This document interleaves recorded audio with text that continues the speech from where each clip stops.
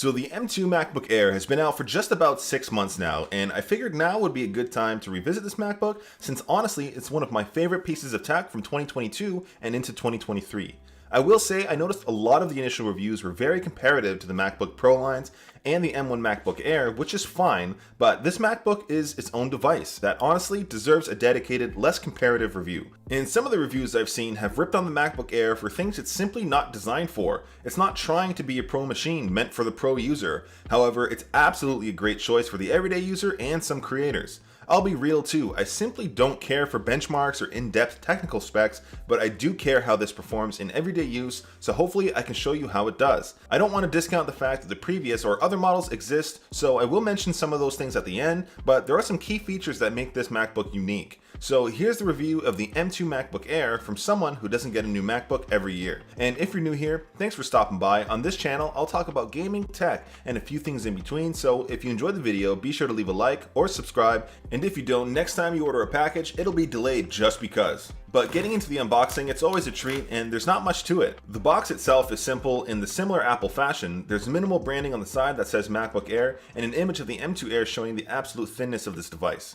Inside the box you have the MacBook Air itself, which is wildly lightweight out of the box, and you have the new braided MagSafe cable, which is color matched to the MacBook. It's a nice touch veering away from the old solid white USB-C cables. It feels really high quality in hand and really does look great. The charger in box as well for the base model is a 30-watt charger with a Type-C port for the MagSafe, but for most people 30 watts is absolutely fine, although you can always opt in for the higher wattage for an extra charge. Lastly, you have the documentation with the stickers people like to mention but never use, and that's it. And getting this in hand, I can easily say it's by far my favorite in terms of size and aesthetic. I truly appreciate the weight and size of this MacBook coming in at just over 1 centimeter thick, and it's about 2 pounds in hand, legit less heavy than most textbooks. And like the newer MacBook Pros, they've gone with the squared off and rounded edges. I originally thought this would be uncomfortable to use, but it's actually fine. The model I have is the Midnight colorway, but it does come in Starlight, Silver, and Space Gray. The Starlight and Midnight are the new colors unique to the M2 Air, and I love them both.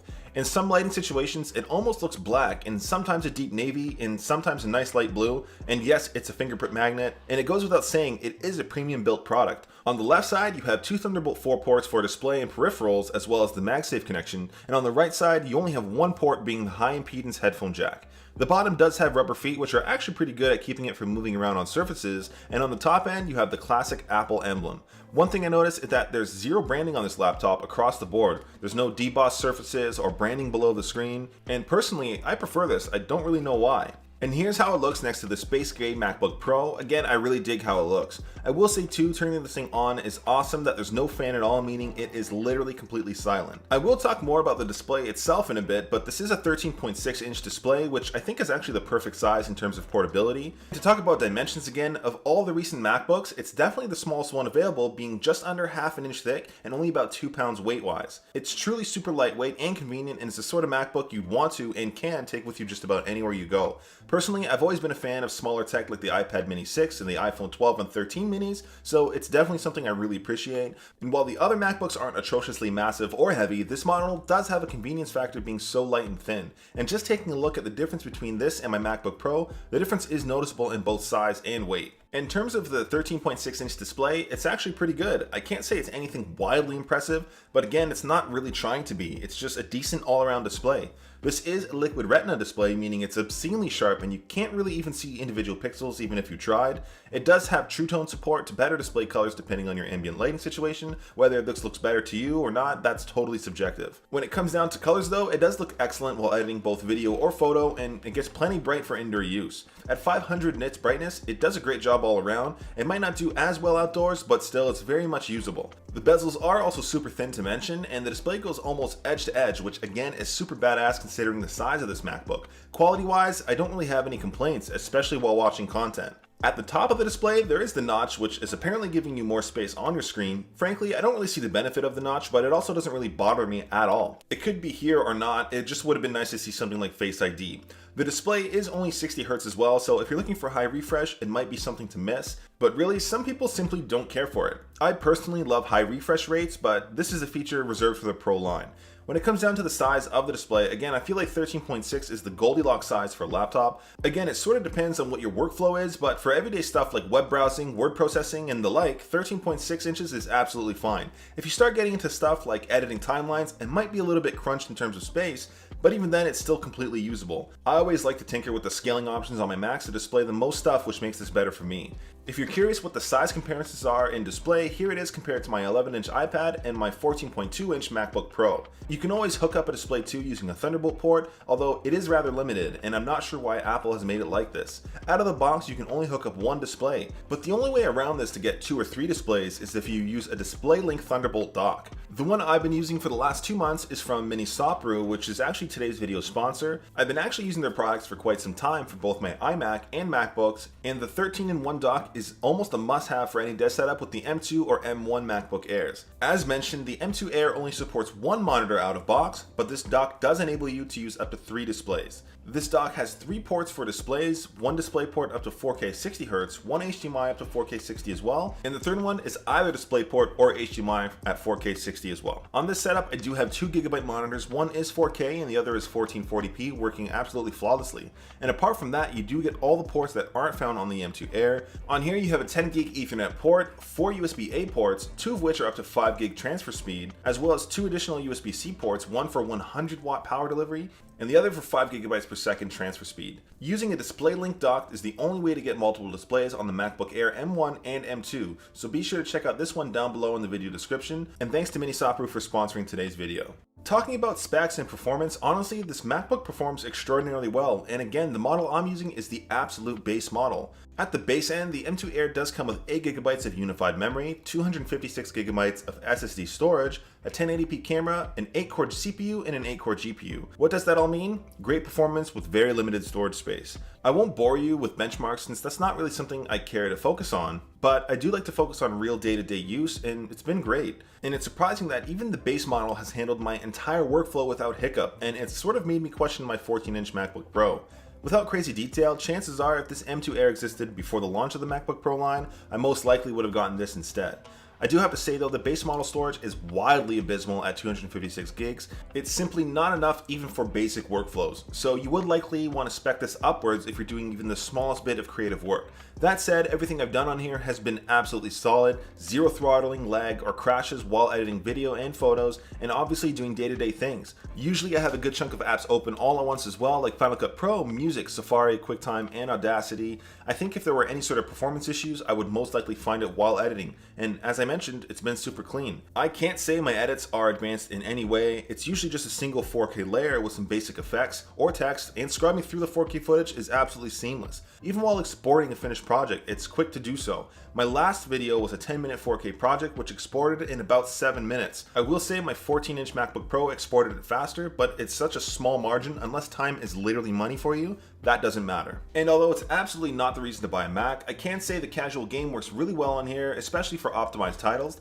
I did test Diablo 3 on this 45-inch OLED, which was pretty badass. In the more processor-heavy games like Sims 4, I played without an issue. Again, it's not what you get it for, but it still did a good job. And I do have to mention it again, just make sure you either spec up the storage or make sure you have external SSD to work with. In terms of ports and connectivity, like I mentioned before, there's really not that much here, which for some people might be too limiting. As mentioned, there are only 2 Thunderbolt ports, so once you start plugging in a display, you've only got one left to plug everything else in. Assuming you already have wireless peripherals, this might be an issue. That said, it's a MacBook, meaning portability is mostly in mind, so there's less likely that you need to plug things into it, especially if you're always on the go. In terms of the MagSafe port, it's pretty handy to have, although in my use case, since I'm mostly a desktop user, I've only ever really charged it through the Thunderbolt port. MagSafe does what it's designed to do either way. If ever yanked quickly, the charger will pop loose. And on the right side of the Mac, you only have one port, which is the high impedance headphone jack. While I mostly connect over Bluetooth, it's easy to forget the improved quality of being plugged in directly. I do recommend setting Apple Music to lossless, plugging in a good pair of headphones, and giving it a try. I recently got these Sony XM5s, which are far better than I anticipated. When it comes to the keyboard and trackpad, Apple's done an excellent job. The keyboard in particular is better than I had expected. The keys are wonderfully tactile with a good amount of travel considering how thin this MacBook is. Of course, they're backlit as well, which can be changed in the control center.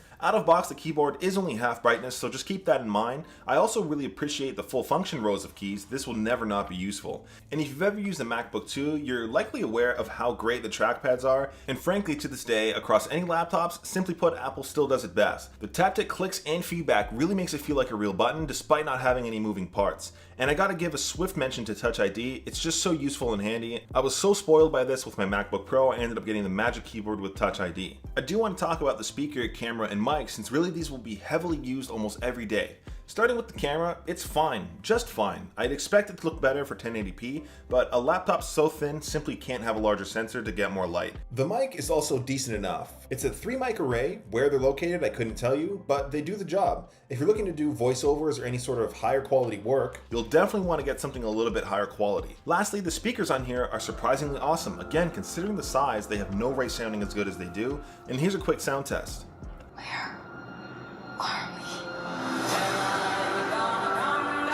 In terms of battery, this MacBook is rated to get 15 to 18 hours of life on a single charge. Honestly, I wanted to test this, but I gave up simply because I planned, wrote, and edited this entire video on one single charge and still ended up with 20% battery.